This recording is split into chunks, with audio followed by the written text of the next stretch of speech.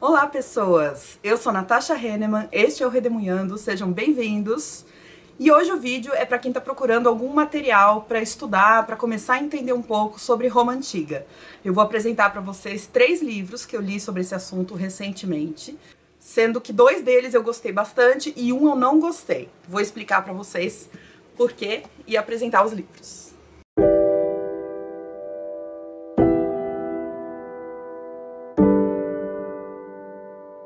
Antes de mais nada, para quem não me conhece, eu sou professora de ensino médio, sou professora de História e de Filosofia, formada em História e em Filosofia. Então eu quero dizer que eu não sou uma especialista em Roma Antiga, mas eu sou especialista em ensino de História.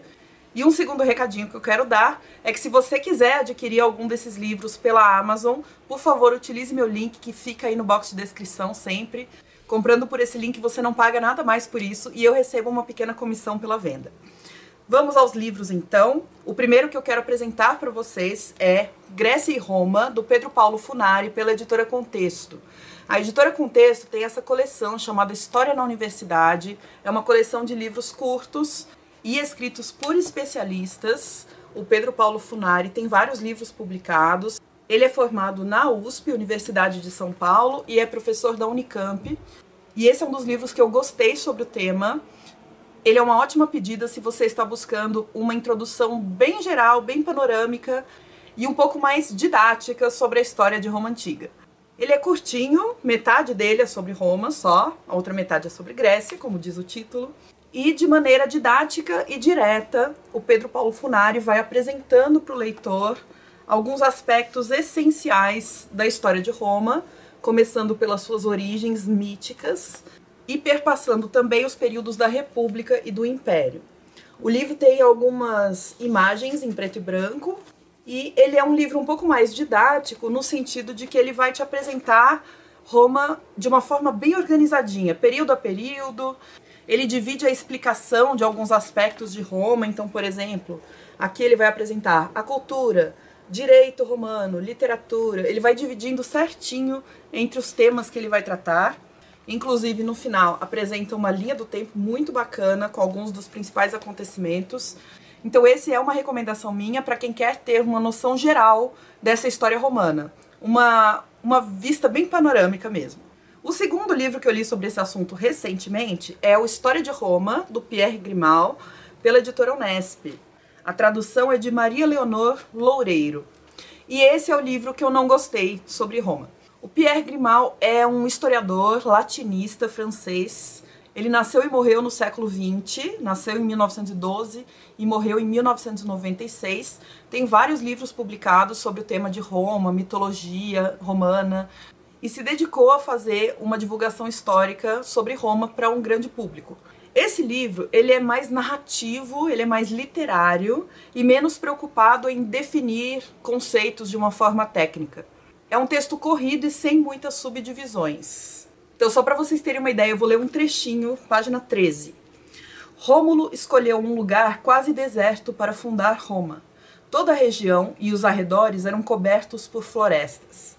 Nas clareiras pastavam rebanhos. Aqui e ali erguia-se nas colinas um vilarejo semelhante ao do Palatino, cujas encostas eram cercadas por pântanos que dificultavam a paisagem.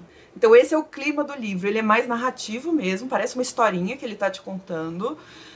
Ele é bem detalhista nas descrições de campanhas militares, batalhas, episódios de conquistas, mas ele não tem uma preocupação de explicar para o leitor sobre os conceitos principais. Além disso, tem muitos momentos nesse livro em que falta criticidade, em que ele super simplifica algum aspecto, em nome dessa narração mais literária, me parece. Por exemplo, ele se utiliza de algum adjetivo bem marcante e simplista para se referir a um personagem histórico que é bem complexo. Ou seja, ele não tem a preocupação de problematizar essa imagem simplista que muitas vezes uma história oficial construiu sobre determinado personagem histórico ou sobre determinado momento histórico. Por exemplo, na página 125, ele diz, abre aspas, nunca até então os poetas romanos haviam sabido pôr em suas obras acentos tão sinceros quanto os que descobrimos nos poemas de Virgílio e de Horácio. da maneira que ele coloca, usar esse adjetivo sinceros, sem problematizar, é complicado, porque a gente sabe que muitas vezes esses poemas foram poemas encomendados por um determinado governante, o imperador, como uma forma de fazer propaganda do seu próprio governo. Então não é um poema exatamente sincero. Em que medida esses versos são realmente honestos e em que medida eles são uma propaganda do regime que quer se consolidar. Outro exemplo, na página 114, ele vai falar sobre Júlio César. Abre aspas. Mas César não podia recuar, não lhe era possível retornar vencido a Roma. Além disso, ele era César, possuía uma energia indomável. As dificuldades não faziam senão excitá-lo a prosseguir a empreitada. Diante do perigo, ele se revelou um dos maiores generais que a história já conheceu. De novo, é um tom muito simplista, muito apologético e que não combina com uma pesquisa histórica que preza pela criticidade, pelas complexidades de um período histórico ou de algum personagem histórico, nesse caso. No final do livro também tem essa idealização em relação a um período da história romana, que é o período da República.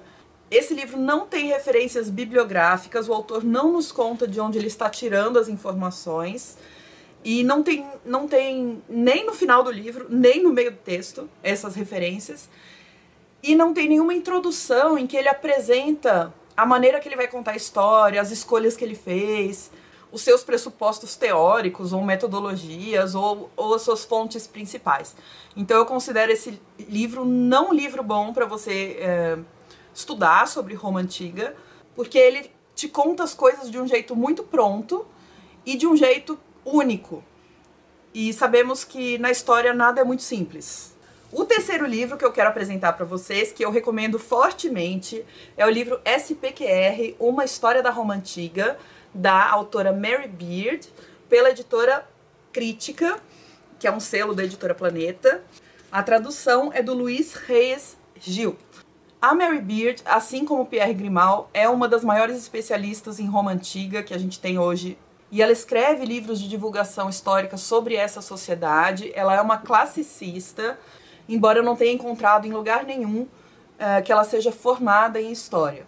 Mas esse livro ele é muito completo em relação à história romana até um determinado período. Esse livro é o mais longo e o maior de todos eles que eu apresentei para vocês. É o mais detalhado em relação à Roma Antiga e é o que mais explicita as suas fontes ao longo do texto. A Mary Beard leva o leitor a entender de onde ela está tirando aquelas informações, de onde os historiadores, os arqueólogos conseguem extrair dados e informações sobre aquela sociedade. Ele ainda traz um panorama de Roma Antiga, mas é mais aprofundado do que os outros dois. E uma diferença aqui desse livro é o recorte temporal que a Mary Beard faz. Ela não vai até o fim do Império Romano. Ela escolhe narrar desde as origens míticas de Roma, e aí junto com as origens míticas ela vai problematizar as origens históricas também, o que a gente sabe, o que não tem como a gente saber. Fala sobre o suposto período da monarquia romana, o período da República, que é aquele em que o Senado está muito poderoso, a expansão romana é frenética, fala da ascensão do Império e faz um passeio geral pelos 14 primeiros imperadores, até o ano de 212 depois de Cristo. A preocupação dela com esse livro é muito com as origens de Roma e o seu auge em termos militares e políticos. Ela não vai se debruçar sobre o declínio e a queda de Roma. Eu gostei muito que ela tem uma preocupação em mostrar a complexidade da história romana, a diversidade de olhares e de documentos que a gente tem para poder falar sobre essa sociedade. Ela tem o cuidado de mostrar como Roma era composta de povos diferentes, de classes sociais diferentes. E como eu disse, essa questão de ela apresentar as fontes ajuda muito o leitor a entender o trabalho de um historiador.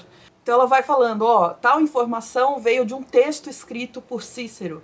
Essa outra informação a gente consegue retirar de um túmulo nos arredores da cidade de Roma. Essa outra informação veio da troca de cartas entre dois nobres. e a outra veio de um grafite na cidade de Pompeia.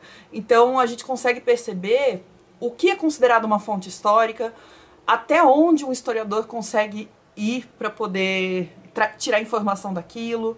E eu considero isso que ela faz de uma honestidade intelectual enorme, além de apresentar para o leitor esse trabalho do historiador, da historiadora, que, apesar de ter muitas lacunas, quanto mais para o passado a gente vai, a tendência é que as lacunas sejam maiores por conta da escassez de documentação, mas que o trabalho da historiadora e do historiador sempre está embasado em fontes históricas, sempre precisa estar embasado em documentos. As coisas não são tiradas do nada. O texto é bem acessível na linguagem e a autora vai misturando os temas ao longo dos capítulos. Os capítulos estão em ordem cronológica, exceto por um capítulo, se eu não me engano é o capítulo 1.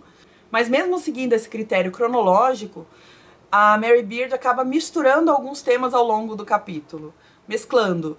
Então, ao mesmo tempo que ela apresenta para você como é que a política estava sendo organizada, ela também mostra como as classes sociais mais baixas estavam reagindo àquela política e como as pessoas que viviam dentro de Roma se organizavam para habitar a cidade. E aí ela apresenta a arquitetura daquela região. Então é um livro bem rico, tem também imagens. Esse aqui tem páginas centrais com imagens coloridas, como vocês podem ver. Aqui mais uma. E também ao longo do livro tem algumas imagens em preto e branco. Aqui tem um exemplo. No livro Grécia e Roma, os temas estão mais organizados em caixinhas, vamos dizer assim. Eles estão mais simplificados e mais agrupados. Enquanto que no SPQR esses temas aparecem, mas eles são apresentados de um jeito mais fluido e mais misturado. E na minha opinião, isso faz a história de Roma parecer mais vívida. É claro que vai depender do que você está procurando. Se você quer organizar na sua cabeça como é que Roma funcionou, o Grécia e Roma é melhor. Mas se você quer viajar até a Roma do passado e visualizar como é que as coisas funcionavam, o SPQR é uma ótima pedida. Então vamos lá, resumindo. O SPQR é o maior livro de todos, ele é mais detalhado e ele exige mais esforço na leitura. O Grécia e Roma, do Funari, eu achei muito bom também, mas ele tem uma pegada mais didática, mais resumida e mais objetiva, dividida em temas de um jeito mais sistematizado. Já o História de Roma, do Pierre Grimal, foi o que eu menos gostei, não serviu a propósitos de estudo e eu não recomendo. Se você quer estudar sobre Roma Antiga, não acho que esse seja um bom livro. Ele me incomodou em alguns aspectos, como vocês viram. Acho que, por ele ser mais narrativo, ele não esclarece conceitos que muitas vezes nós precisamos saber para entender a história de Roma, mas principalmente o fato de ele não dizer nada sobre de onde ele está tirando aquelas informações, nem de quais escolhas ele está fazendo. E esse tom elogioso no texto, e simplista e episódico, não me agradou como uma pessoa que estava estudando, querendo entender mais sobre a sociedade romana antiga.